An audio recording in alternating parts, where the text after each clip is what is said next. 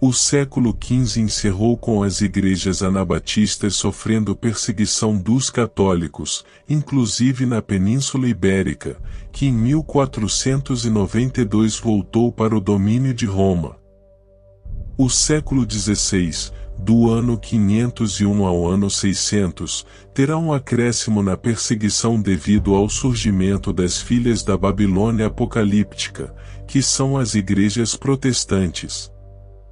Em alguns momentos a perseguição diminuirá, pois mãe e filha se envolverão em diversas guerras, mas em geral a perseguição permanece. Este século é marcado por 3 personagens. Primeiro, a Igreja Católica, que afirma ser a Igreja Mãe. O segundo, as igrejas protestantes, que afirmam ter a missão de reformar a Igreja Mãe. E em terceiro, as igrejas anabatistas, que rejeitavam o título de Igreja Mãe para a Igreja Católica, chamando-a de Babilônia apocalíptica, e as igrejas protestantes eram chamadas de filhas da Babilônia apocalíptica. Como visto anteriormente, o historiador católico Daniel Hobbes, membro da Academia Francesa de Letras, confirma que os anabatistas nunca foram exterminados e existiram até a Reforma. Esse é um consenso entre os historiadores modernos. Um exemplo é a revista super interessante Batistas. O movimento anabatista já existia quando Lutero começou a questionar a Igreja Católica. Mas, como outras correntes protestantes, o movimento só ganhou expressão após a Reforma. Acabou dando origem à Igreja Batista.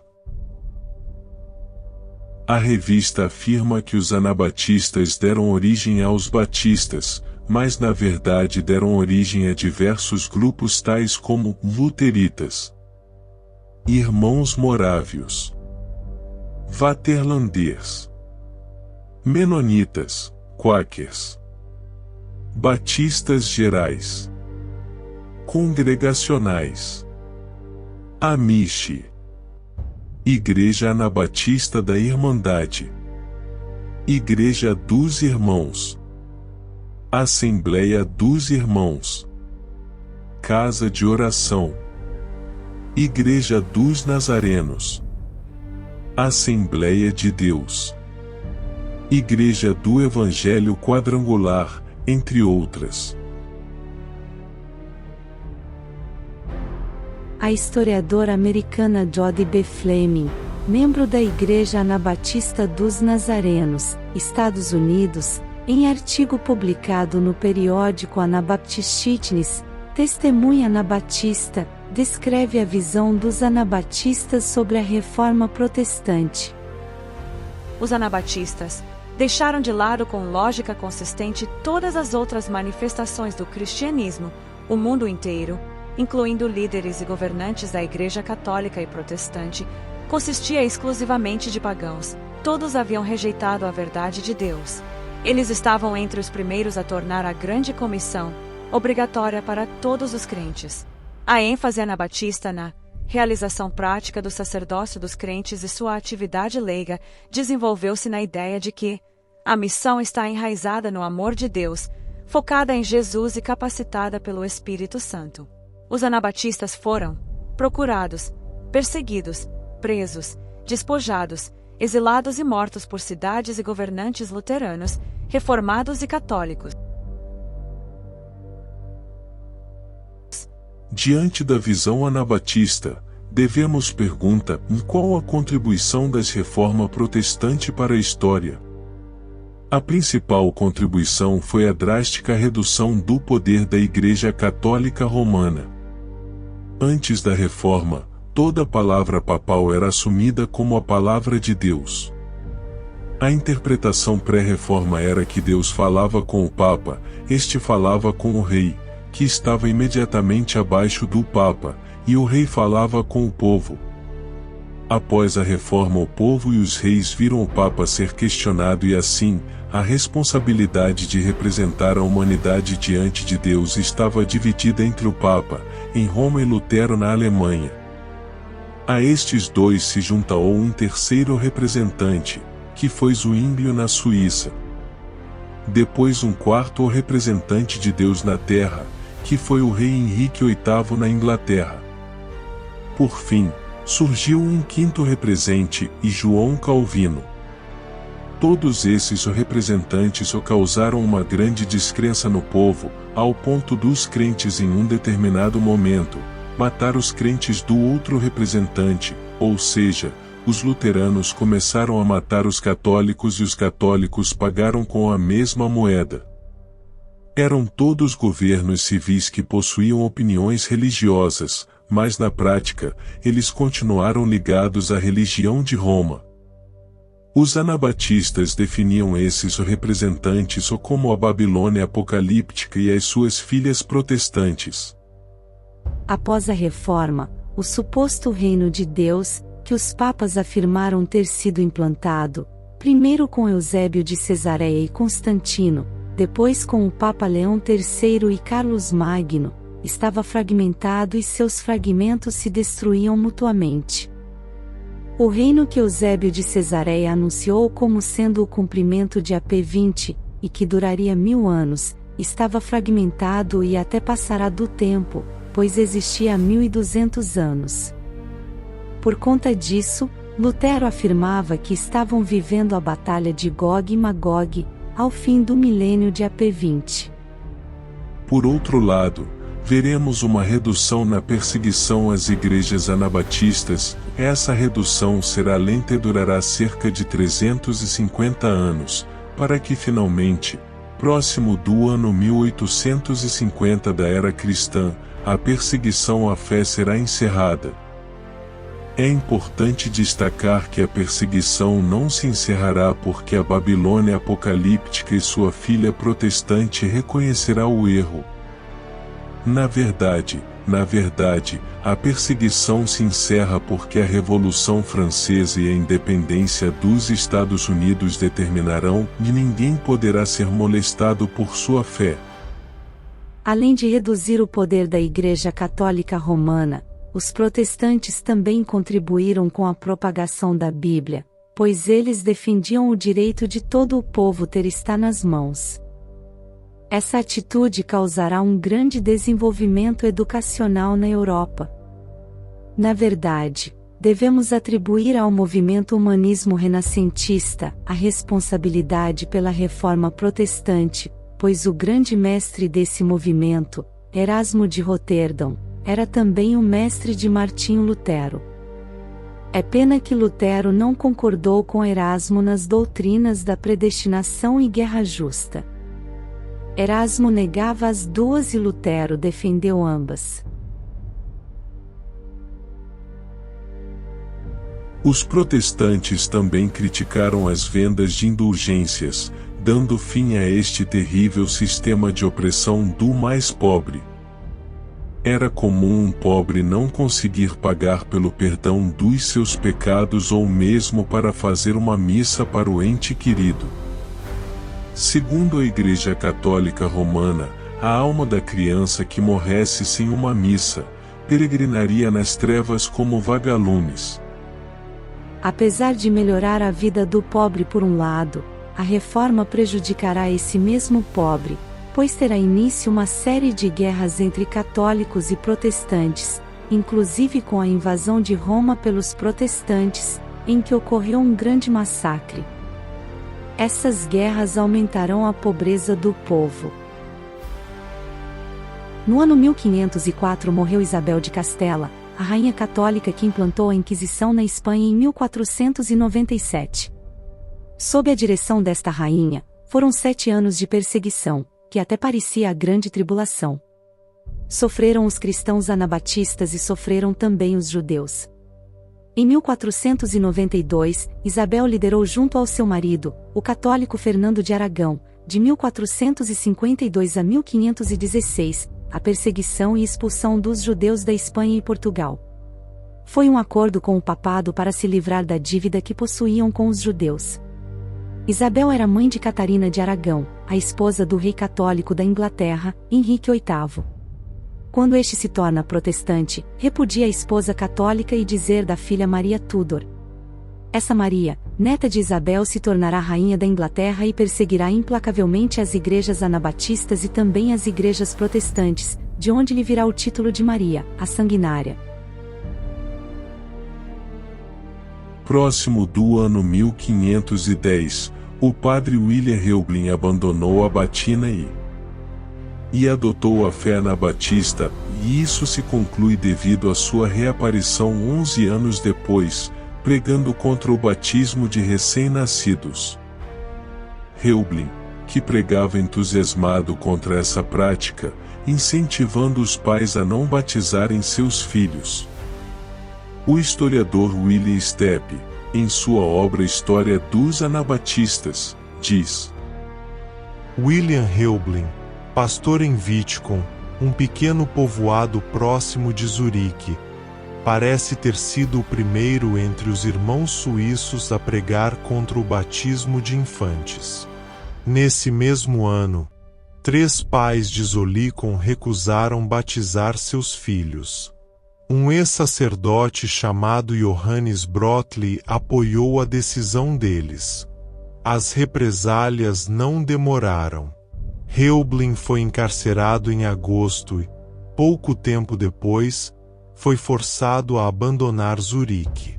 Foi a insistência no batismo de crentes da parte de Helblin, Brotli, Grebel e outros que precipitou a crise que conduziu o debate de janeiro de 1525. A Enciclopédia da Igreja Anabatista Menonita diz: Sua poderosa defesa da nova fé rendeu muitos seguidores, principalmente entre as guildas comerciais. De acordo com as crônicas de Basel, ele explicou as Sagradas Escrituras tão bem que nunca se ouviu falar de algo semelhante. Seu público chegou a 4.000. Ele pregou contra as cerimônias da velha igreja e sua obediência, as vigílias, missas anuais e missas pelos mortos, os regulamentos do jejum e se ofereceu para prestar contas de todos esses pontos da Bíblia. Helblin foi o primeiro no cantão de Zurique, no início de 1524, a pregar contra o batismo de crianças. Helblin ganhou Baltazar Obimayer e com ele a cidade pela causa anabatista, realizando o batismo de 300 pessoas no dia de Páscoa. Ele chamou Michael Sattler para se carregar o trabalho na região de Orb. Quando Sattler e seus seguidores, incluindo a esposa de Helblin, foram capturados pelo governo austríaco e levados para Binsdorf, Helblin fugiu para Reutlingen. Aqui ele escreveu um breve relato da morte de seu amigo Michael Sattler e seus companheiros, e das tribulações dos anabatistas na Suábia. Em seguida, Helblin foi para Estrasburgo, onde trabalhou com o pastor anabatista Jacob Kautz, que havia sido recentemente expulso de Worms, e Hans Bunderlin. Helblin também conheceu Pilgram Marpeck e Jacob Wiedemann. Helblin logo se tornou conhecido como um líder anabatista, seus seguidores, em sua maioria refugiados de outras cidades. Eles tinham uma organização congregacional adequada, com diáconos que coletavam as contribuições dos membros e de outras pessoas da vizinhança. Em 22 de outubro de 1528, uma reunião anabatista foi interrompida pela polícia e Helblin e Kautz foram presos. Em 5 de janeiro de 1529, eles foram convocados para prestar contas. 10 dias depois, eles apresentaram uma declaração de fé. O batismo nas águas é a inscrição dos crentes na Igreja visível de Deus. Se ele desejar, ele não será recusado, se ele ouviu uma palavra de penitência e consentiu em seu. Uma fé confessada deve preceder e não seguir o batismo. Assim fica claro que batismo infantil é contrário ao mandamento de Cristo. Novamente, sabemos por experiência que seus pregadores são comparáveis a pobres carpinteiros, que certamente demoliram a igreja do Papa, mas ainda não construíram uma igreja de ordem cristã. Portanto, seu chamado não é de Deus, nem divino, mas terreno. Os prisioneiros foram libertados e expulsos da cidade e do bispado sob ameaça de afogamento caso reapareçam. Durante sua prisão, Reublin ficou aleijado. Ele voltou para sua casa para se recuperar. Ele, sua esposa e filho seguiram para Morávia. Um grupo de seu antigo rebanho já havia ido para lá. Em 1512, os padres católicos acompanhavam as caravanas espanholas e, fazendo uso da teoria da guerra justa de Agostinho de Hipona, defendiam a conversão ainda que sob tortura e morte dos nativos. Um dos casos emblemáticos foi do chefe nativo de Cuba chamado Atuey. Ele discursou sobre o catolicismo. Aqui está o Deus que os espanhóis católicos adoram. Por este eles lutam e matam. Por isso eles nos perseguem e é por isso que temos que jogá-los no mar. Eles nos dizem, esses tiranos, que adoram um Deus de paz e igualdade, e ainda usurpam nossa terra e nos fazem seus escravos. Eles nos falam de uma alma imortal e de suas recompensas e castigos eternos, e ainda assim roubam nossos pertences, seduzem nossas mulheres, violam nossas filhas. Incapazes de nos igualar em valor, esses covardes se cobrem de ferro que nossas armas não podem quebrar. Quando um padre perguntou a Atuey se ele queria ir para o céu, ele respondeu. O cacique então disse sem pensar que não queria ir para lá, mas para o inferno para não estar onde eles estavam e onde não veria gente tão cruel. Quando os cubanos ouviram as mentiras do comunismo que defendiam uma liberdade da opressão católica, eles aceitaram imediatamente, pois a sua história era marcada por tortura e mortes com o aval das autoridades católicas. Infelizmente, os cubanos, como muitos outros, olham para as obras da Babilônia apocalíptica pensando se tratar da Igreja cristã. O historiador Eduardo Galeano, em sua obra Veias Abertas da América Latina, diz: Em Havana, o juro real do dinheiro era 8 vezes mais alto do que o legal. Em todo o território de Cuba a tarifa dos batismos, dos enterros e das missas subia na proporção da incontrolável carestia de negros e de bois. Os católicos obrigaram os nativos a adotarem uma nova fé, que defendia novas regras para a sua alma ser tirada do lugar de sofrimento e ainda cobravam para executar os rituais dessa nova fé. A religião dos Incas, Aztecas, Maias e outros povos da América possuíam uma grande similaridade com a religião católica e culto aos mortos, que envolvia a crença na purificação da alma após a morte. Essa era a característica da religião da Babilônia e assim a religião católica é bem recebida pelos pagãos das Américas. Duas vertentes da religião de Babel se encontram no momento do descobrimento da América e a vertente que possui aparência cristã dominará. É uma interessante pergunta a ser feita. Como a religião da Babilônia chegou às Américas? Sabemos essa religião nasceu há cerca de 4.300 anos, na rebelião da Torre de Babel. Há cerca de 3.500 anos desenvolveu-se uma civilização que era uma grande representante dessa religião. Esse povo ficou conhecido como fenícios, sidônios e cartaginenses. Eram seguidores da religião da Babilônia e tiveram em Jezabel, um dos seus representantes na história bíblica. Eles foram os grandes navegadores do mundo antigo e devem ter trazido a população que os europeus encontraram ao descobrir as Américas. Em 1515, Andrés Rudolf Karlstadt escreveu a obra Extrema Debilidade da Vontade Humana, onde defende que o homem não pode produzir nada de bom. A obra foi resultado de uma visita a Roma, e testemunhar a vida pervertida das autoridades católicas. Rudolf foi professor de Lutero. Rudolf escreveu também a obra 151 Teses de Karlstadt.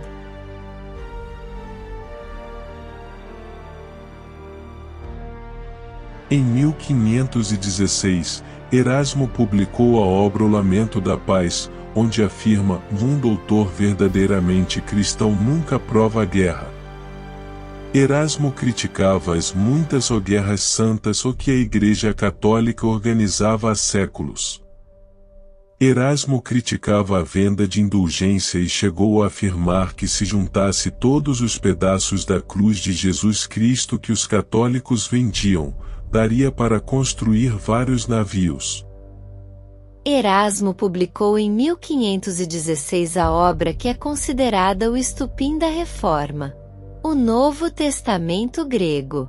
Erasmo era considerado pela Igreja Católica o responsável intelectual pela Reforma Protestante, pois diziam: Lutero chocou o ovo que Erasmo colocou. Assim como Lutero, Erasmo era católico, mas rejeitou a teoria da guerra justa de Agostinho de Hipona. Lutero, por sua vez, apoiou essa teoria e a aplicava aos católicos e anabatistas. Ele acreditava que poderia matá-los para purificar o reino de Deus. Lutero convocava seus seguidores a lavar suas mãos no sangue desses cardeais, papas e o restante da ralé da Sodoma romana, enquanto os teólogos da Babilônia apocalíptica bradavam pela execução daquele pestilento flato de Satanás, cujo mau cheiro chega aos céus. Era assim que eles se enfrentavam.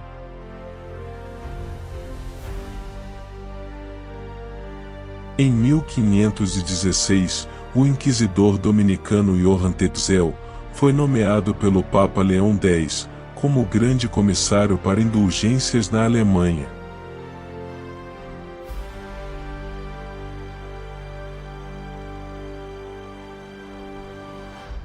Em 1517, o bispo católico Martinho Lutero criticou a venda de indulgências, e no dia 31 de outubro do mesmo ano, afixou as suas 95 teses na igreja de Wittenberg. As teses 27 e 28 diziam: pregam doutrina mundana os que dizem que, tão logo tilintar a moeda lançada na caixa, a alma sairá voando do purgatório para o céu. Certo é que, ao tilintar a moeda na caixa, pode aumentar o lucro e a cobiça. A intercessão da Igreja, porém, depende apenas da vontade de Deus. A religião de Baal estava viva na Igreja Católica, e o principal sinal era o culto aos mortos. Lutero manteve este grande sinal do paganismo. No momento que ele realizou a Reforma Protestante, ele servia essa religião pagã. Até a data escolhida por Lutero é suspeita. O dia 31 de outubro era o principal dia no paganismo antigo, quando era celebrado o Halloween. Esse dia era celebrado, e é celebrado até os dias atuais, como sendo o dia do aniversário de Satanás.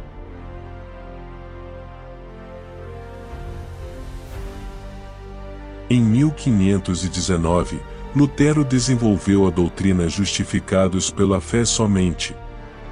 Essa doutrina entra em conflito com o ensino de Tiago, que afirmava que além da fé o homem deve demonstrar uma vida transformada através de novas atitudes, ou seja, novas obras.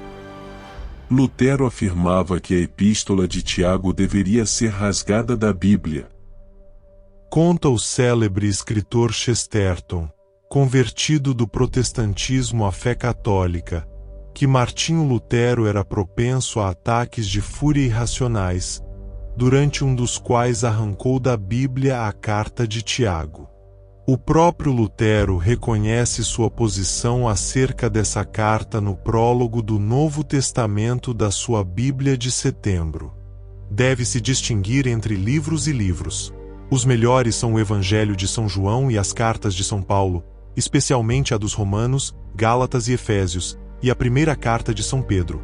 Estes são os livros que te manifestam a Cristo e que te ensinam tudo o que precisas para a salvação, ainda que não conheças nenhum outro livro.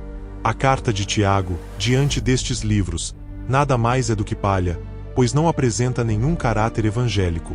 Prólogo do Novo Testamento, de 1546. Não há dúvida de que Tiago está correto e Lutero errado. Se a doutrina de Lutero fosse correta, os demônios estariam salvos, pois eles têm fé. Tu crês que há um só Deus? Fazes bem. Também os demônios o creem e estremecem. Epístola de Tiago, capítulo 2, versículo 19.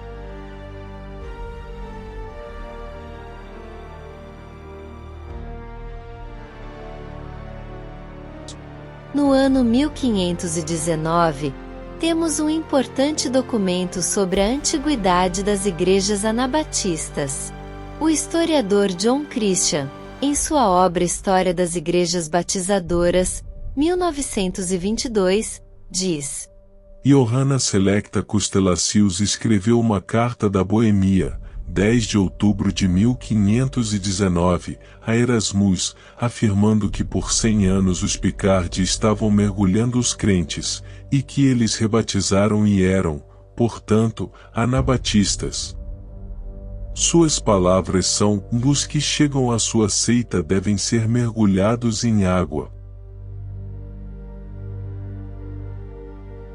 O historiador Thomas Crosby, em sua obra A História dos Batistas Ingleses, publicada em 1740, também comenta sobre esta carta. Ele diz: a parte de uma carta, preservada em um autor não suspeito, que foi escrita para Erasmo, fora da Boêmia, datada de 10 de outubro de 1519. Viviam naquele país por mais de 90 anos, que pelo caráter dado a eles, parecem ser anabatistas. E não foram apenas muito antes de Sorque e Muncer, mas também antes de Lutero e Calvino, que se opuseram à Igreja de Roma. A carta os descreve assim: esses homens não têm outra opinião sobre o Papa, cardeais, bispos e outros clérigos, senão como anticristos manifestos. Eles chamam o Papa ora de besta, ora de prostituta, mencionada no Apocalipse. Seus próprios bispos e padres eles mesmos escolhem para si mesmos. Leigos ignorantes e incultos, que têm esposa e filhos. Eles se cumprimentam mutuamente pelo nome de irmão e filho. Eles não possuem outra autoridade senão as Escrituras do Antigo e do Novo Testamento. Eles fogem de todos os doutores, antigos e modernos, e não dão atenção à sua doutrina. Sem nenhuma vestimenta sacerdotal, nem usam nenhuma oração ou coleta nesta ocasião, mas apenas a oração do Senhor, com a qual consagram o pão que foi fermentado. Eles acreditam ou possuem pouco ou nada dos sacramentos da Igreja. Os que vêm para sua seita, todos devem ser batizados de novo, em mera água. Eles não abençoam o sal nem a água, nem fazem uso de óleo consagrado. Eles não acreditam em divindade no sacramento da Eucaristia transubstanciação, apenas que o pão e o vinho consagrados representam um símbolo, por alguns sinais ocultos, a morte de Cristo. Portanto, todos os que se ajoelham ou o adoram são culpados de idolatria. Que esse sacramento foi instituído por Cristo para nenhum outro propósito senão para renovar a memória de sua paixão, e não para ser carregado ou sustentado pelo Padre para ser contemplado. Pois o próprio Cristo, que deve ser adorado e adorado com a honra de latreia, está sentado à direita de Deus, como a Igreja cristã confessa no Credo. Orações aos santos e aos mortos, eles consideram uma coisa vã e ridícula. Assim como a confissão auricular e a penitência, impostas pelo Padre pelos pecados. As vésperas e os dias de jejum são, dizem eles, uma zombaria e o disfarce dos hipócritas. Eles dizem que os dias santos da Virgem Maria, dos apóstolos e de outros santos são invenção de pessoas ociosas. Mas ainda assim eles guardam o dia do Senhor, o Natal, a Páscoa e Pentecostes. Os verdadeiros cristãos são encontrados na história através de documentos como este. Eles viviam escondidos nos campos e nas montanhas e em algum momento de investigação para perseguição, surgiam documentos que atestam grande quantidade e existência a longo tempo. Em 1519 a Reforma Protestante atinge a Suíça através do Inglio. O historiador Kenneth Rechotte, em sua obra Comunalismo, diz sobre a relação de Zwinglio com anabatistas. Os outros líderes da Reforma alemã sempre adiaram decisões concludentes, como no caso da doutrina da Eucaristia de Zwinglio. Na questão das relações com a Igreja de Utraquisto da Boêmia, dos remanescentes taborites e dos primeiros irmãos suíços. Recentes historiadores americanos menonitas e batistas têm ligado as antigas raízes anabatistas e os reformadores radicais do século XVI com seitas similares ao longo da Idade Média que vem desde o tempo dos apóstolos. Eles estão essencialmente certos.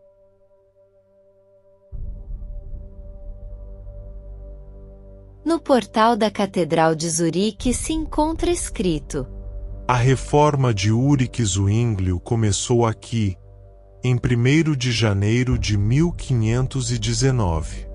Zwinglio usou a máquina do Estado e transformou a Suíça em um dos centros da perseguição aos anabatistas. Em março de 2007, autoridades suíças homenagearam os anabatistas com finalidade de reconciliar a Suíça com um capítulo obscuro do seu passado. O canal de notícias suíças Visinfo noticiou: mais de 200 eventos irão recordar a perseguição dos anabatistas durante a Reforma até o início do século XIX. Hoje eles estão divididos em grupos religiosos como os menonitas ou Amish.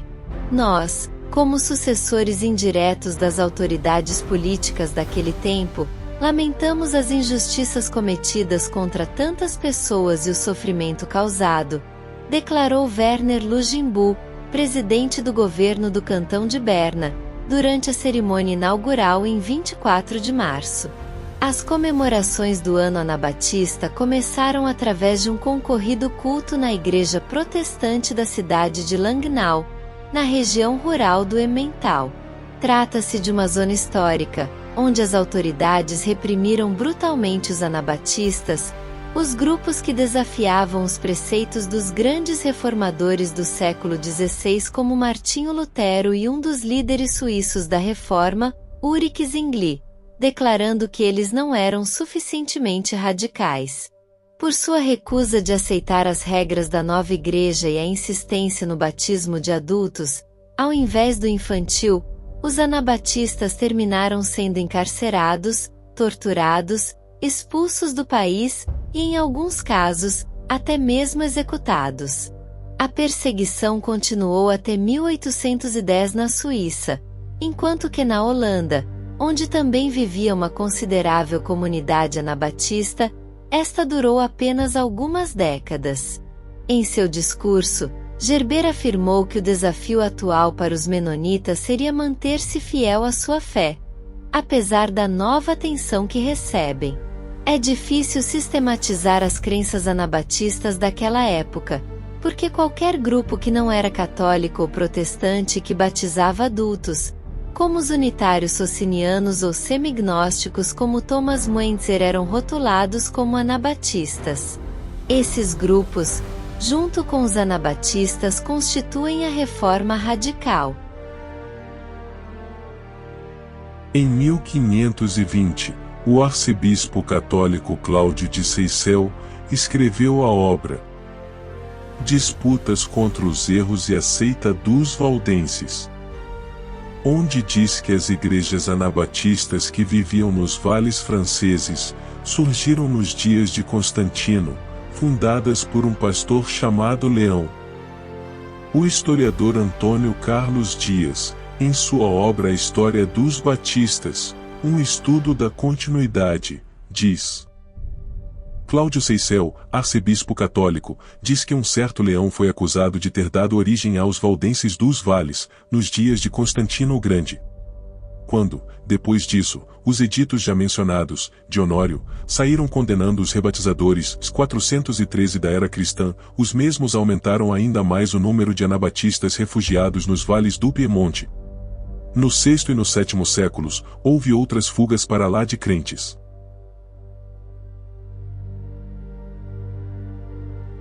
Em 1520, Lutero publicou importantes obras: Sermão sobre as Boas Obras, da Liberdade Cristã, do Cativeiro Babilônico da Igreja e a Nobreza Cristã da Nação Alemã. Em 1520, o Papa Leão X publicou a bula O Exsurge Domini, que se traduz por Levanta-te Dominador, em resposta às 95 teses de Martinho Lutero. A bula condena 41 proposições de Lutero e lhe dá 60 dias para se retratar sob pena de excomunhão. Ao receber a bula, Lutero a queimou, marcando um rompimento com a Igreja Católica. O site católico Veritalis critica a resposta de Lutero. Ele diz: Com efeito, em 1520, vemos Lutero escrever em sua epítome: Se Roma assim crê e ensina, conforme os papas e cardeais, francamente declaro que o verdadeiro anticristo encontra-se entronizado no templo de Deus e governa em Roma, a empurpurada Babilônia, sendo a Cúria a sinagoga de Satanás.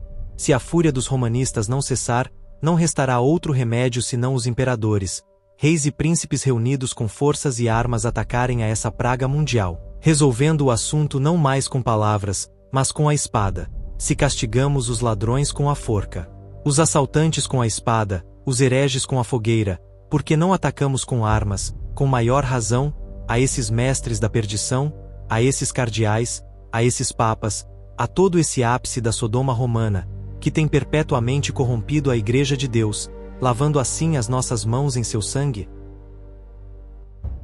A princípio, Lutero não saiu da Igreja Católica, mas em 1521 o Papa Leão X o excomungou, e em dezembro do mesmo ano, o Papa morreu e Adriano IV assumiu o papado. Adriano era inquisidor dos reinos de Aragão e Castela, ou seja, era um matador de anabatistas. Adriano era um político da família dos Médicis que controlavam o papado nos dias da Reforma. Nos seus dias a Inquisição teve um novo impulso. Alguns métodos de tortura não devem nem ser relatados, mas a simulação de afogamento era um dos mais comuns. O historiador Charles Rivers, em sua obra A Inquisição Espanhola e a Inquisição Portuguesa, a história e o legado das instituições mais infames da Igreja Católica, diz: A tortura da água também se mostrou útil durante o interrogatório. Variantes do moderno afogamento simulado foram usadas.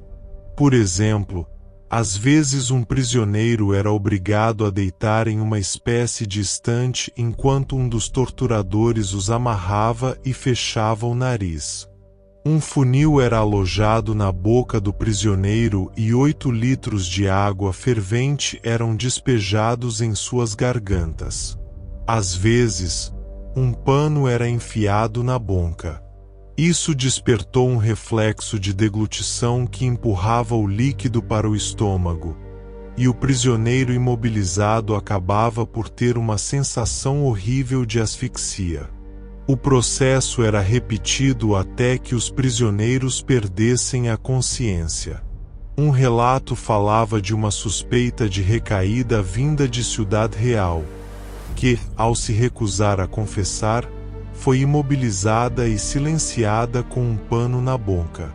Forçado a ingerir quase 1 litro de vinagre, ele perdeu a consciência e quase perdeu a vida. A quilômetros de distância, em Kallen, uma garota de 15 anos foi sequestrada de sua mãe, suspeita de recaída. Ela foi então despida e suas costas esfoladas até que ela testemunhasse contra sua mãe. A menina quebrantada foi forçada a viver com a culpa e a vergonha para sempre, porque sua mãe logo foi executada com base em seu testemunho. Em 1521, Lutero estava sob risco de morte pelo seu protesto contra a venda de perdão, mas foi protegido pela maçonaria alemã. O historiador Wellington Silva, em seu artigo Lutero e a Maçonaria, diz: para ávidos pesquisadores, o mais interessante são os chamados bastidores da história, fontes reveladoras do fio da meada da construção histórica.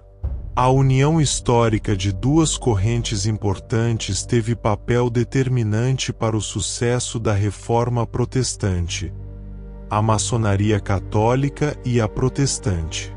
E por quê? A tradução dos textos sagrados do grego para línguas conhecidas e a necessidade de respeito à profissão de fé de cada um.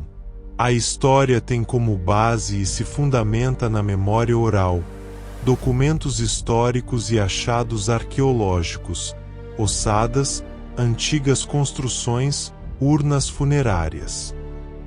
Martinho Lutero jamais teria alcançado seus objetivos, a realização da Reforma Protestante, se não tivesse tido apoio das ordens iniciáticas da época e pego carona na embalada do Iluminismo, movimento que entusiasmou e empolgou príncipes, intelectuais, pensadores e burgueses, com a participação ativa de ilustres maçons. Teria virado torresmo na fogueira da Inquisição. Em 1521, Lutero é acusado de heresia e condenado à fogueira da Inquisição. Logo é procurado pelas tropas leais aos cardeais de Lyon, na França, sede do poder máximo da Igreja Católica. Através de Frederico, o Sábio, figura respeitada no seio da maçonaria operativa alemã, consegue apoio político, abrigo e se refugia no castelo de Wartburg, em Eisena, Alemanha. Protegido, deixa a barba crescer para não ser reconhecido e empreende sua luta pela tradução do Antigo e Novo Testamento, do original grego para o alemão. Martinho defendia que todas as pessoas tivessem acesso às escrituras sagradas, e não somente o clero, o que empolgava Frederico e as correntes filosóficas de apoio. A Igreja Católica tinha a maçonaria protestante como voraz inimiga e a própria maçonaria católica também tinha aderido ao movimento iluminista e, consequentemente, à Reforma Protestante. Ela, a maçonaria, foi e sempre será a grande mãe abrigadora da diversidade cultural e intelectual do mundo.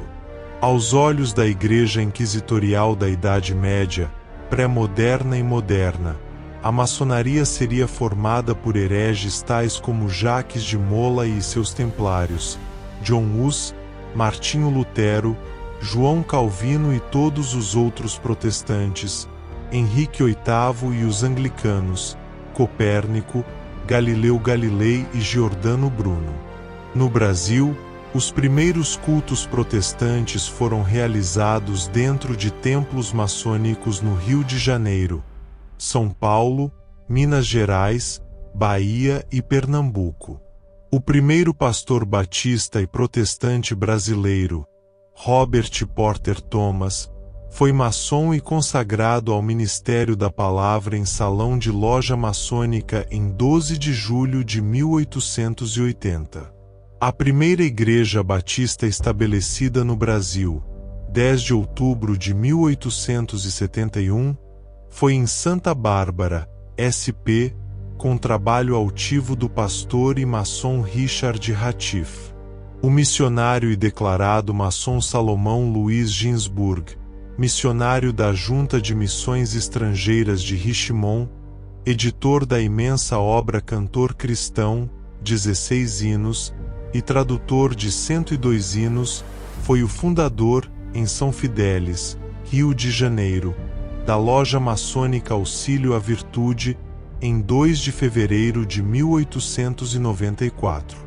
No dia 27 de julho de 1894 funda a Igreja de Cristo, chamada Batista. Segundo Salomão, outro pioneiro templo batista no Brasil foi o da Igreja Batista de Campos, edificado sob o seu pastorado, com a colaboração financeira de irmãos maçons, também na mesma época. Como cristãos, devemos nos posicionar sobre as igrejas protestantes e a sua ligação com o satanismo maçônico. Os missionários protestantes eram patrocinados pela maçonaria. No ano 1521, na cidade de Zwickau, na Alemanha, apareceram 3 homens que são chamados na história de profetas de Zwickau. Eram Nicholas Storch, Marcus Stritzbner e Thomas Dressel. Os luteranos se dirigiam a eles como ajuntamento clandestino de Zwickau. Eram desautorizados pela Igreja de Roma e pela Igreja Reformada da Alemanha, que era a Igreja Luterana, que neste momento estava nascendo, mas já exercia domínio sobre a região da Alemanha. O líder do grupo era Nicholas Storch, um homem sem formação, porém com um conhecimento bíblico impressionante. A Enciclopédia Histórico-Teológico da Igreja Cristã descreve Nicholas Storch. Storch rejeitava o batismo de crianças e acreditava que a fides aliena conforme era ensinada por Lutero não podia substituir a ausência de fé em uma criancinha, e que Mac 16.16 exigia o batismo somente depois de a fé ter sido despertada. Quanto ao espiritualismo deles, Lutero asseverava que os espíritos precisavam ser testados pelas Escrituras e que eles nada diriam que contradissesse a Bíblia. Para defender o batismo das crianças, Lutero não somente asseverava a tradição da Igreja, como também afirmava a presença de uma fé latente nas criancinhas, mediante a qual correspondiam à graça do batismo. Elvel, 2009, p. 657. Pouco sabemos sobre estes profetas de Zwickau. As poucas informações que chegaram até nós derivam dos seus assassinos, ou seja, dos luteranos. Quanto à afirmação de que eles, se eram pentecostais como tem sido sugerido, acreditavam que o Espírito Santo está acima da Bíblia, não temos como defender, pois não temos seus escritos. Os pentecostais acreditam nos dons do Espírito, mas acreditamos que tudo tem que ser submetido à palavra de Deus. A Igreja Católica sempre usou a mentira contra os seus oponentes para depois agir com violência contra eles. Lutero seguiu o mesmo caminho. A história confirma a existência de 2 grupos principais de anabatistas. Os anabatistas revolucionários, derivados do catolicismo, e os anabatistas pacifistas, que não pegavam em armas nem para se defender. Entre estes profetas de Zwickau certamente existirão violentos e pacifistas. Infelizmente, os documentos mostram que os pacifistas sofreram juntamente com os violentos. Zwickau fazia fronteira com a Boêmia e fora o pivô da agitação de Tamborite no século anterior. Nicholas Storch, o descendente de uma família anteriormente rica e poderosa, mas que foi levada à falência pelos proprietários das minas. Juntou e organizou pequenos grupos clandestinos de picardos remanescentes, formando um movimento aberto conhecido como os Profetas de Zwickau. Quando se encontrou com Munzer, Storch já era um líder pentecostal extremista, de uma seita chiliástica de religiosos revolucionários, frequentemente bem ao gosto dos tecelões desempregados. Rechotre, 2002, p. 98. 1521 da Era Cristã. Obra publicada por Melanchthon, sendo portanto a primeira obra de teologia luterana. Melanchthon era um astrólogo e professor de grego, companheiro de Lutero na Reforma na Alemanha. Em 1518, Melanchthon assumiu a cadeira de grego na Faculdade Wittenberg, que havia sido fundada em 1502 por Frederico III da Saxonia. Sua aula inaugural sob o título A Reforma da Instrução dos Jovens influenciou a Reforma de Lutero. A obra Loci Communis considera a primeira teologia sistemática da Reforma Protestante. Em 1554, Melanchthon publicou uma versão da obra Tetrabiblos de Ptolomeu, 170 da Era Cristã. Em 1533, Melanchthon publicou a obra sobre os sofrimentos dos professores, onde descreve a limitação da educação na Alemanha em seus dias. O trabalho de reformadores como Melanchthon influenciou o desenvolvimento cultural da Europa. Em 1521, mesmo ano da excomunhão de Lutero, Carlos V, imperador do Sacro Império Romano Germânico, convocou Dieta de Worms, para que Lutero se defendesse. Lutero havia queimado a bula papal que o excomungava. Essa atitude era muito radical para os homens daqueles dias, pois todos acreditavam que o Papa era o pontífice máximo, ou seja, a ponte máxima entre Deus e os homens. Queimar essa bula significa que o Papa não possuía a autoridade que todos pensavam. Lutero compareceu e se defendeu diante do imperador Carlos V. A Dieta publicou o Edito de Worms, que condenou os ensinos de Lutero e proibiu a sua propagação. O plano da Igreja Católica era sequestrar Lutero, mas este acabou sequestrado por Frederico III, príncipe da Saxonia. O Sacro Império Romano Germânico estava dividido em cerca de 300 estados, sendo que os 7 maiores escolhiam quem seria o imperador. A Saxonia era um desses 7 maiores estados, sendo assim, Frederico era um dos grandes influenciadores do império. Lutero se refugiou no castelo de Frederico, onde trabalhou nos anos seguintes na tradução da Bíblia para o alemão. A atitude de Lutero abrirá caminho para outros países que desejarão organizar a sua própria igreja e controlar a sua liderança, se livrando do domínio católico. Na Alemanha surgirá a Igreja Luterana, na Inglaterra a Igreja Anglicana, na França a Igreja Presbiteriana e as suas vertentes. Só a Igreja Anabatista não estava ligada ao Estado.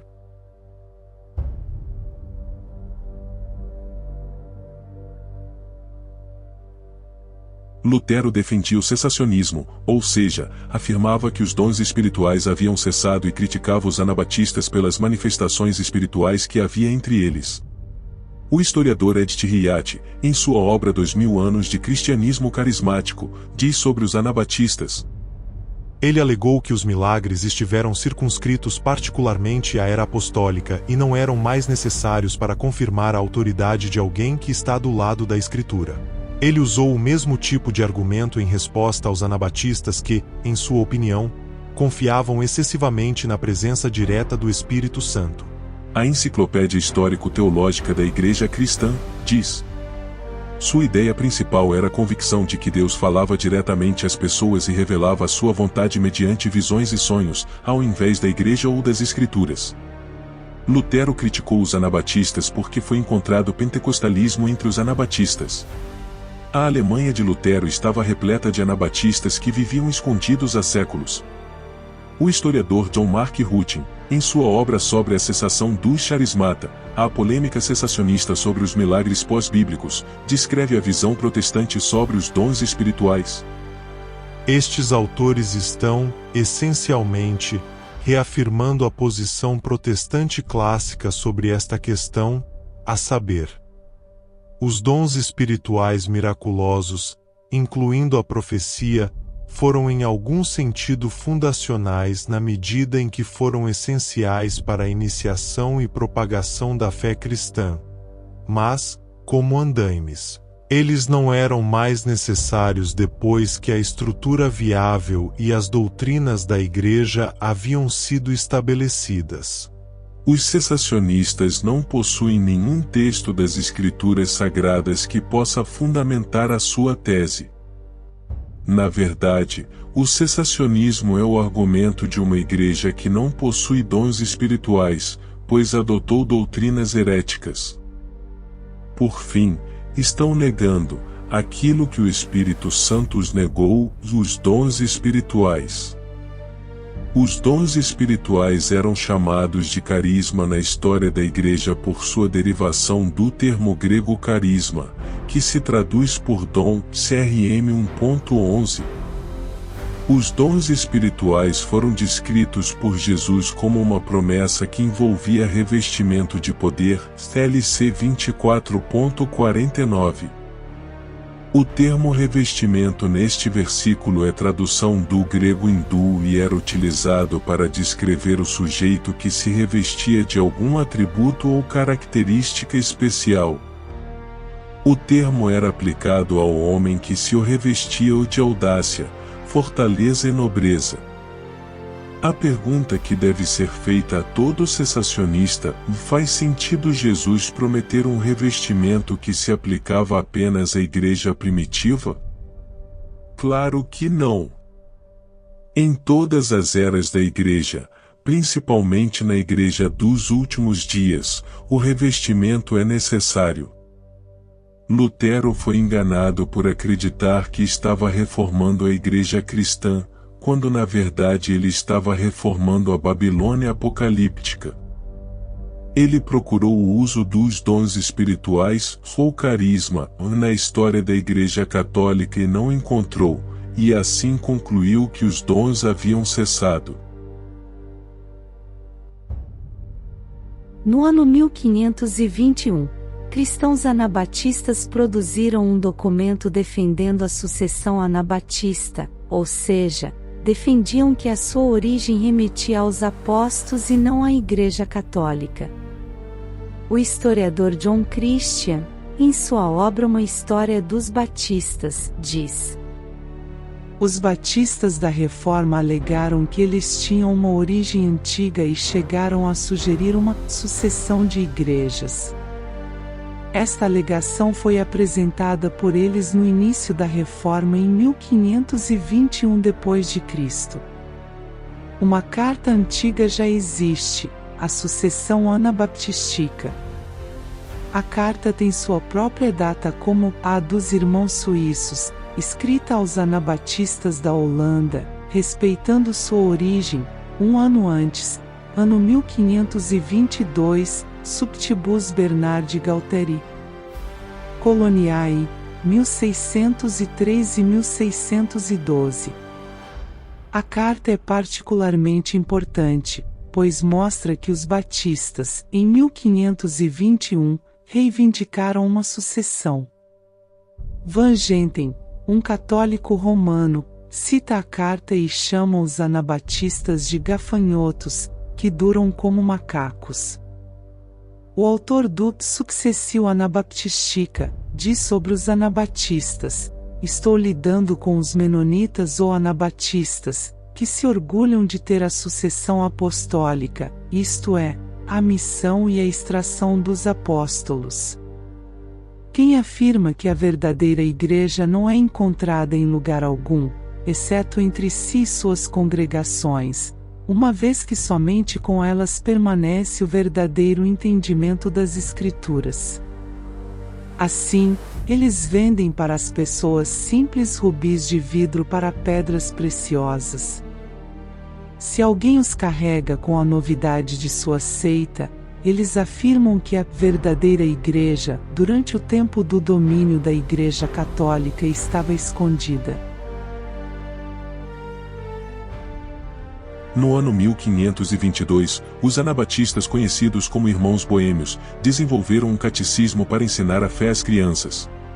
A Enciclopédia Histórico-Teológica da Igreja Cristã diz: diálogos devocionais, tais como o Espelho do Homem Cristão, Fé, da década de 1480, o primeiro catecismo leigo em alemão, também empregavam perguntas e respostas. Os valdenses já tinham um catecismo impresso em 1489, que reunia as fórmulas tradicionais, contudo tendo como estrutura a fé, a esperança e o amor. As Perguntas para as Crianças, de 1522, dos Irmãos Boêmios, obra que Lutero conhecia, quase certamente foi baseada no livro dos valdenses. Em 1522, o humanista Erasmo de Roterdão publicou a obra Ecolampédio, onde criticava o extremismo de Lutero. Não desejamos nem a Igreja Luterana, nem a Católica. Queremos uma terceira. O humanismo foi o resultado de católicos, que não eram envolvidos com a prática do culto aos mortos, ou seja, não eram envolvidos com a religião de Baal e assim iniciaram uma grande crítica ao catolicismo e ao luteranismo. Erasmo ansiava pela igreja verdadeira, que não mata, não busca poder terreno, não proíbe os membros de estudarem a Bíblia, não faz as missas em latim para que o povo não entenda, não organiza guerras contra os católicos, não defende a morte dos judeus como Lutero fazia. Essa igreja verdadeira estava escondida por mais de 1000 anos fugindo da Igreja Católica e no período da Reforma terá que fugir da Igreja Católica e das igrejas reformadas. Em 1522, Lutero estava escondido no castelo de Wartburg, protegido pela maçonaria alemã. Durante o tempo que Lutero escrevia diversas obras, historiadores contam que certa vez o demônio visitou Lutero para o atormentar e este jogou um tinteiro no demônio.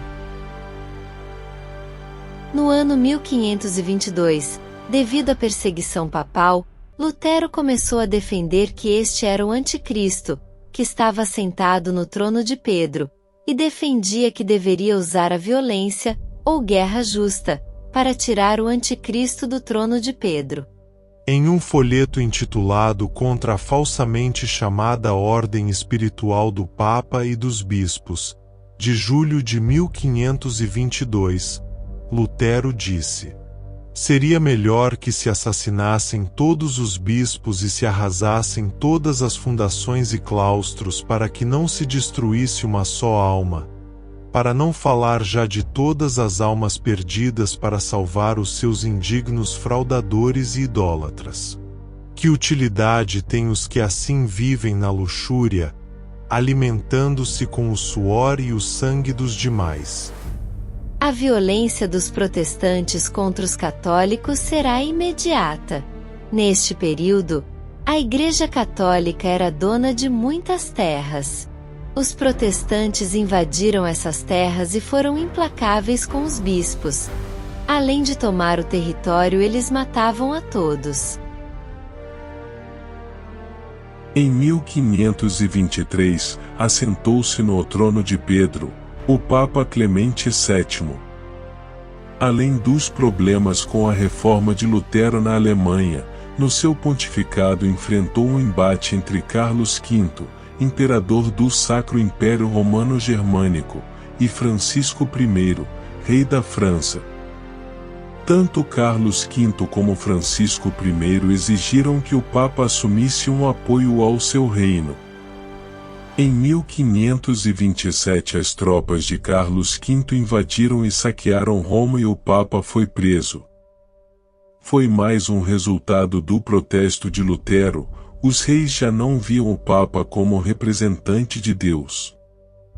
Para piorar, o sultão Solimão, o Magnífico, invadiu territórios da Europa. Foi no seu pontificado que Henrique VIII, rei da Inglaterra, se separou de Roma e criou a sua própria igreja, a Igreja Protestante Anglicana. Também no ano 1523, os reformadores da Suíça abandonaram o uso de imagens de escultura e adotaram a visão anabatista da Santa Ceia, onde o pão e o vinho são símbolos que todo o povo deve participar. A Suíça era dividida em estados, chamados de cantões, e a reforma nesse país aconteceu de forma fragmentada. Alguns cantões adotaram a posição de Zwinglio e outros se mantiveram católicos. Alguns protestantes que se reuniam com Zwinglio decidiram por buscar o verdadeiro batismo cristão, desprezando o batismo que receberam quando criança na Igreja Católica. Um documento, redigido por um dos participantes da reunião que decidiu pelo abandono do batismo de recém-nascido, chamado George Blaurock, relata: E aconteceu que estavam todos reunidos em 21 de janeiro de 1525 até que a ansiedade tomou conta deles. Sim, estavam muito angustiados.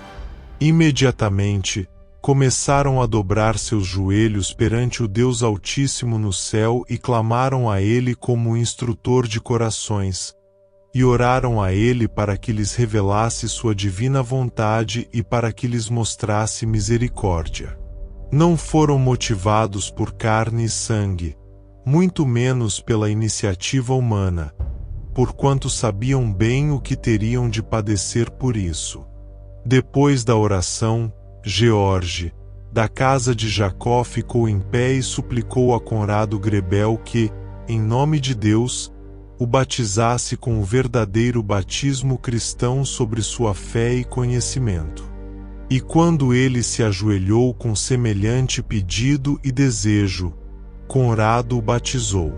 Sem dúvidas, Fritz Blank tem razão quando escreve: comprovou-se que Conrado Grebel e seu grupo, os que em Zurique se opunham ao batismo de infantes, já em 1524, sobre a base do Novo Testamento, tinham a convicção de que o batismo devia ser precedido pelo arrependimento. As pessoas impenitentes não deviam ser batizadas. Uma condição necessária para alguém ser batizado era atingir uma faixa etária que a tornasse capaz de se arrepender. Portanto, só as pessoas responsáveis podiam ser batizadas. Também no ano 1524 da era cristã, o protestante Caspar Schwenkfeld publicou a obra Advertência aos Pregadores da Silésia, onde critica a reforma de Lutero.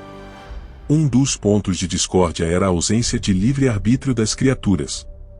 A Enciclopédia Britânica diz sobre Caspar: sua abordagem, designada como o caminho do meio, buscava estabelecer um curso entre as doutrinas católica romana e luterana, ambas as quais ele alegava estarem desviando a atenção de Cristo para símbolos religiosos externos.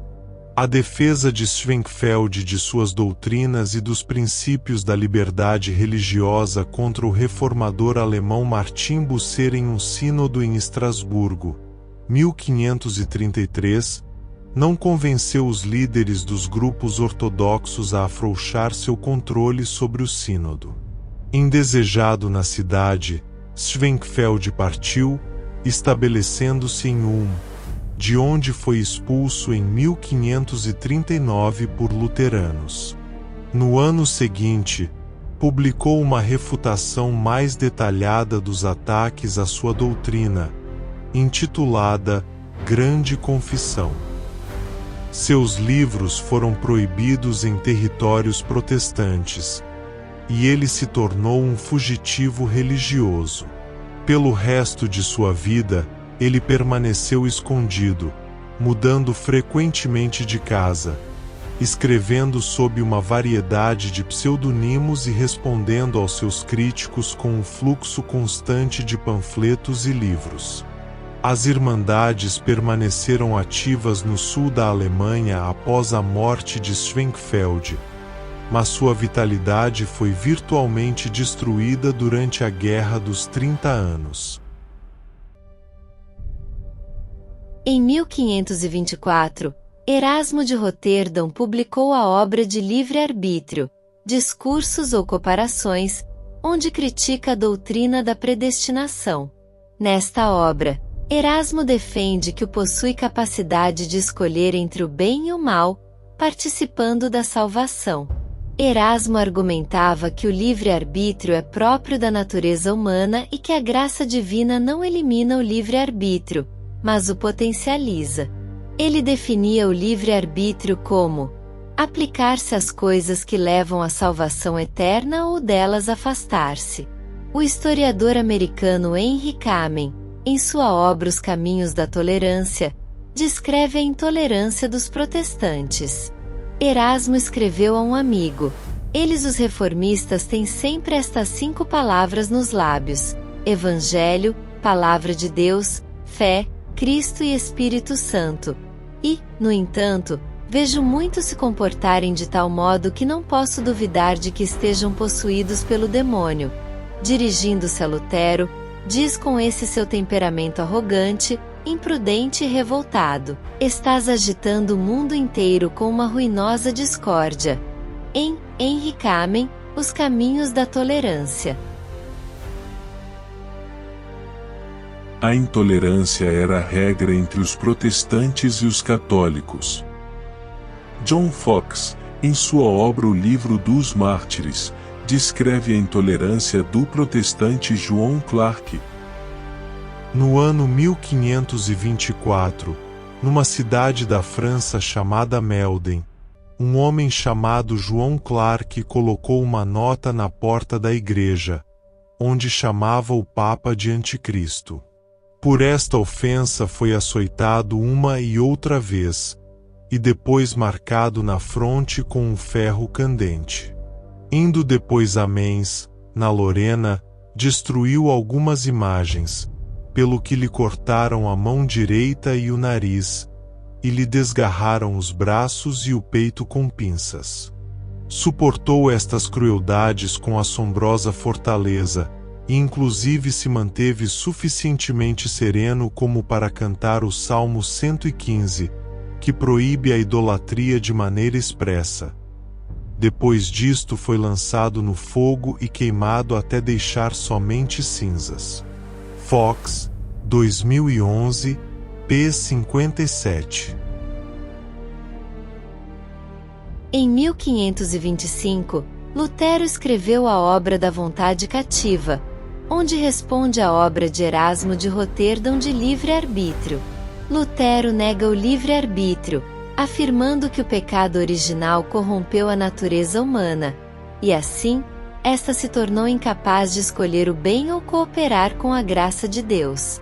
Por outro lado, Lutero afirma que o homem possui livre-arbítrio para escolher, por exemplo, se ajoelhar diante de um ídolo ou cometer suicídio.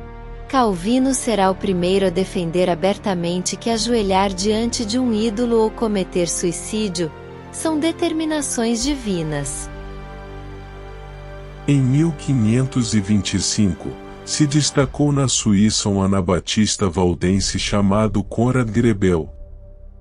Em janeiro de 1525 Grebel se reuniu com alguns protestantes da Suíça e a contragosto de Zwinglio, fundaram a Igreja Suíça Livre, de fé anabatista.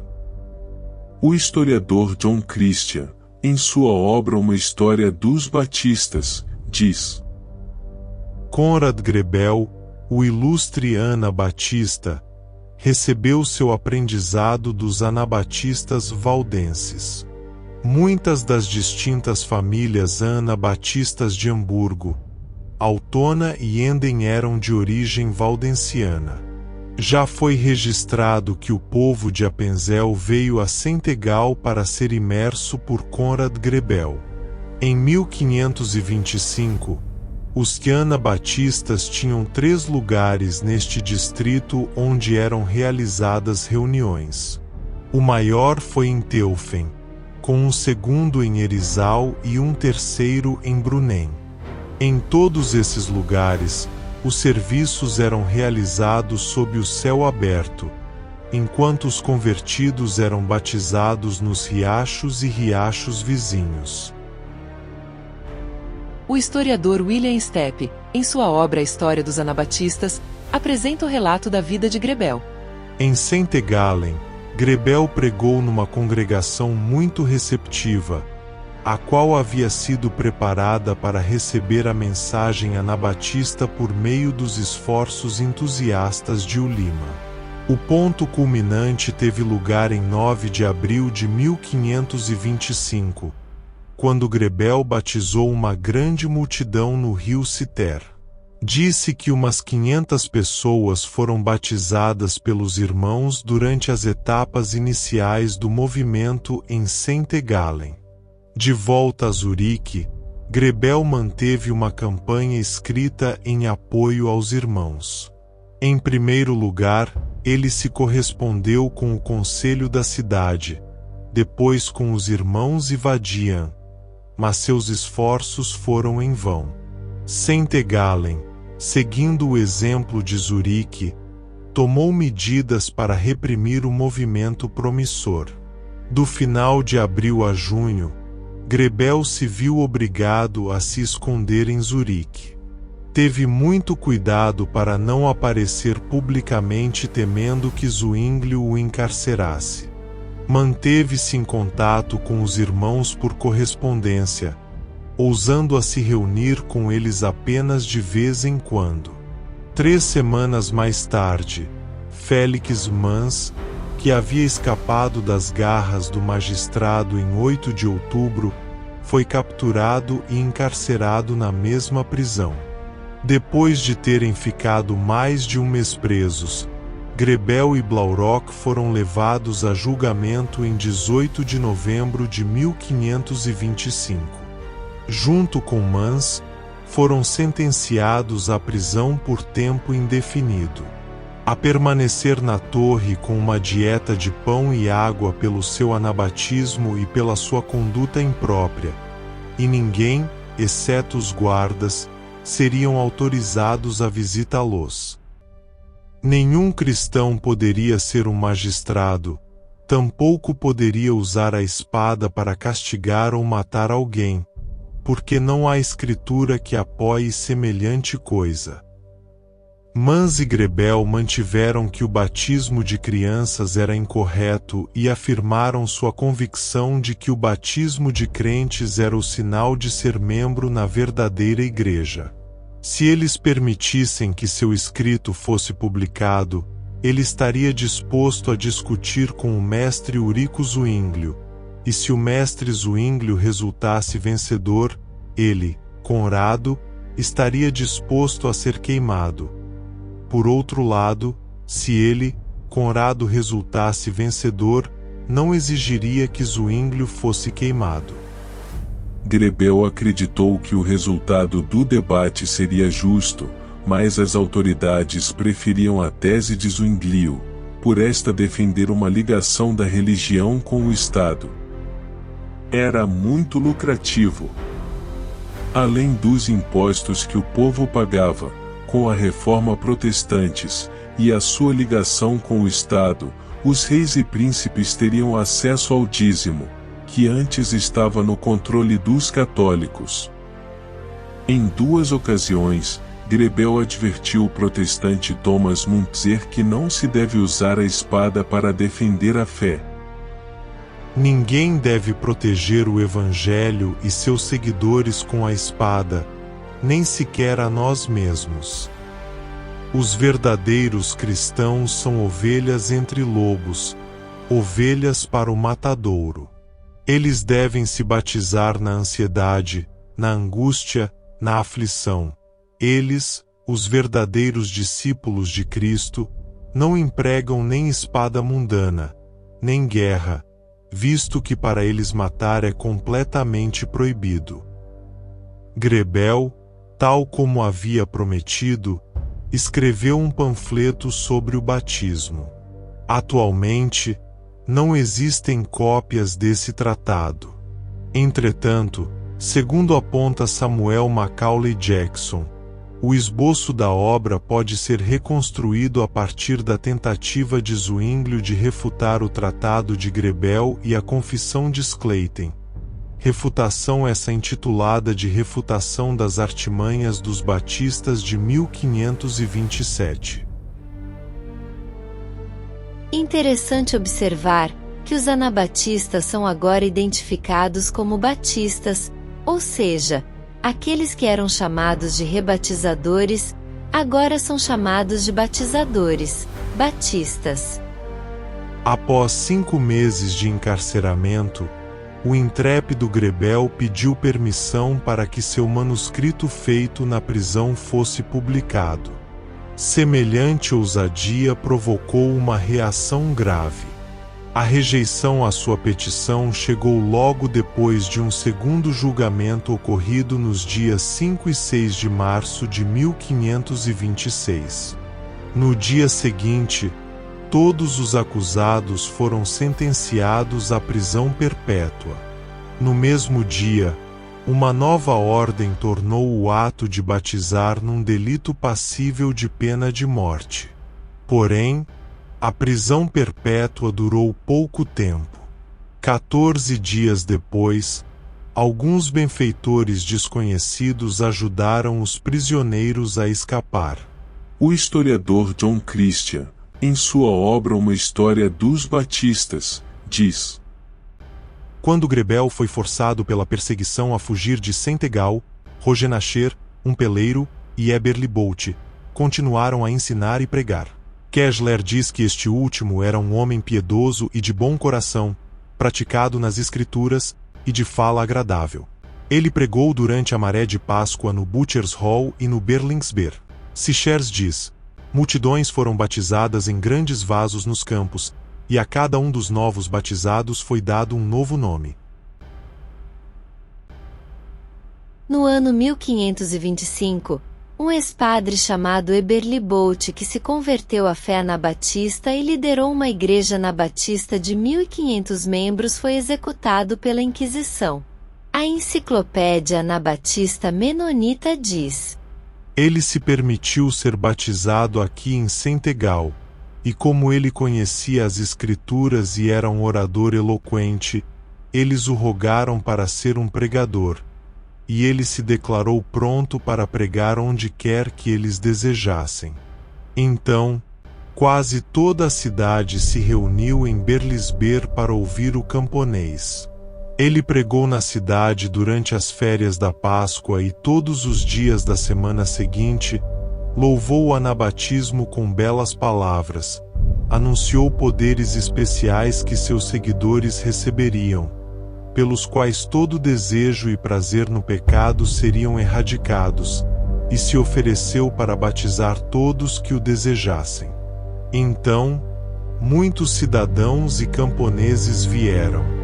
Depois de uma semana, Bolt partiu. Mas assim que retornou à região de SCHWYZ, foi capturado e condenado à morte na fogueira, juntamente com o padre que estivera com ele ali. Ambos se aproximaram da fogueira alegremente e morreram de boa vontade e sem se deixar abater. No ano 1525, a reforma luterana crescia na Alemanha e Thomas Müntzer, um ex-padre católico e discípulo de Lutero, desenvolveu uma visão mais radical, de maneira que ele ficou conhecido como aquele que protestou contra Lutero. O historiador americano Kenneth Reschott, em sua obra Comunalismo, descreve Thomas Müntzer. A reforma de Lutero, Zwinglio e Calvino, quando surgiu, foi certamente uma revolução. mas foi uma revolução inserida na sociedade, na cultura dominante e no processo geral da história da civilização ocidental. O historiador Volpicelli Alves, em sua obra Católicos x Protestantes a Guerra dos 30 Anos, diz: Munzer pregava que o cristão não devia estar submetido a ninguém. Lutero só pregou isto no plano espiritual. A novidade de Munzer foi sua pregação também no campo terreno. Ele pregava a destruição da ordem feudal vigente, pela violência inclusive, e sua substituição por um governo teológico voltado aos camponeses. Em 1524, a situação de miséria dos camponeses se agrava, ocorrendo tumultos em diversos feudos no país. As péssimas colheitas deste ano causam desabastecimento de alimentos até em algumas cidades. Aproveitando-se de alguns tumultos, Thomas Müntzer, no oeste da Alemanha, inicia uma pregação violenta contra as autoridades e incita os camponeses a invadirem os quartéis onde armas se encontravam e a destruir castelos e assassinar nobres, pois o reino de Deus na terra iria, com estes atos, segundo Müntzer, ser apressado. Centenas de camponeses atendem ao apelo e invadem castelos de senhores feudais, destruindo-os. O movimento se alastra. Os camponeses revoltosos invadem feudos, destroem castelos, assaltam quartéis, tomam armas e o número deles aumenta.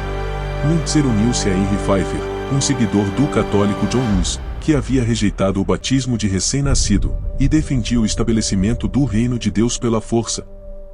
Müntzer passou o outono e o inverno viajando, primeiro para Mulhausen, onde o militante anabatista Henry Pfeiffer organizara sua Liga dos Eleitos visando assumir a cidade. Thomas Müntzer era um luterano que pode até ter participado de algum grupo anabatistas em algum momento da sua vida, mas jamais se converteu à fé anabatista, que era com certeza a verdadeira fé cristã, nesses dias da Reforma Protestante. Também temos que reconhecer que não é impossível que algum irmão anabatista tenha se desviado ao ouvir os discursos do luterano Müntzer, mas o fato é que os anabatistas eram caracterizados pela não resistência. Era necessário que Lutero se posicionasse sobre o confronto. Então, ele escreveu uma obra intitulada Contra os camponeses assaltantes e assassinos, onde defendeu a repreensão violenta aos camponeses que acompanhavam Müntzer. Rechotre também diz: Só há uma maneira do senhor Povinho fazer sua obrigação, disse Lutero, constrangendo-o pela lei e pela espada, prendendo-o em cadeias e gaiolas, da mesma forma que se faz com bestas selvagens. Melhor a morte de todos os camponeses do que a morte dos príncipes. Estrangulem os rebeldes como fariam com cães raivosos. E quando a rebelião foi suprimida através de um massacre total, Lutero disse que todo o seu sangue recaia sobre mim, procedendo uma justificação teológica à nova servidão. A atitude de Müntzer, esse pseudo-anabatista, resultou em 100.000 mortos entre os camponeses e gerou perseguição para os verdadeiros anabatistas. Por décadas, governos acusaram os anabatistas de potenciais revolucionários, comparando-os a Müntzer, quando na verdade este era protestante e não anabatista. Uma clara injustiça da história que precisa ser corrigida. Rechotre também diz: durante os 4 anos que se sucederam após a queda de Münster, os anabatistas passaram a ser caçados como nunca. Eles já eram perseguidos anteriormente. Agora, protestantes, católicos e quase todos os estados da Europa Central se uniram para exterminá-los. E isto não era uma tarefa pequena. Havia um número significante de anabatistas na Suíça e no Tirol austríaco, no lado italiano dos Alpes, na Morávia, Silesia, Danzig, Polônia, sudoeste da Alemanha e a Baixa Renolândia, o Vale do Rhône, e Picardia na França, e na Bélgica e Países Baixos onde, até a chegada do calvinismo e a luta pela libertação do Império, o anabatismo era adotado como a principal vertente. Thomas Munzer não foi um anabatista, ou pelo menos não dava qualquer importância a questões sobre quando e por que batizar. Várias vezes em sua carreira ele deu respostas contraditórias sobre esse assunto. Nem mesmo em seus últimos dias ele pregou comunidade de bens coletivos, e sua única declaração definida no assunto foi feita em sua confissão final após tortura e antes da execução. Os anabatistas estavam no campo, porque estavam proibidas de viver nas cidades. A Revolução de Munzer não envolveu todos os anabatistas. Haviam os grupos de pacifistas que não pegavam em armas nem para se defender.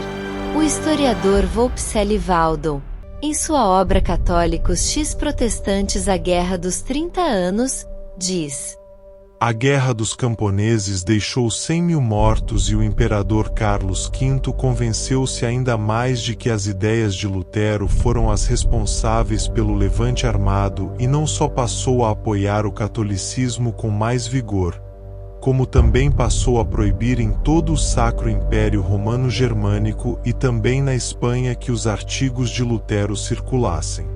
Em vários feudos do sul o luteranismo e outras seitas não católicas foram consideradas heresias e proibidas por completo. Os anabatistas foram perseguidos e mudaram seu nome para menonitas, influenciados pelas pregações de Menno Simons, um ex-padre católico holandês convertido ao anabatismo e que era menos radical, muitos deles fugindo para a Suíça. Suas crenças iriam influenciar, décadas depois, outras igrejas evangélicas, como a Igreja Batista. Diferentemente de Munzer, Simon se converterá ao anabatismo pacifista e será uma importante testemunha desses cristãos.